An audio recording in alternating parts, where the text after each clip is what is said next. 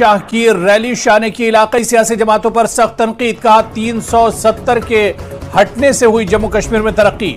شاہ نے دیا پاکستان کو سخت پیغام، کہا جموں کشمیر سے کی جائے گی دہشت گردی جڑ سے ختم۔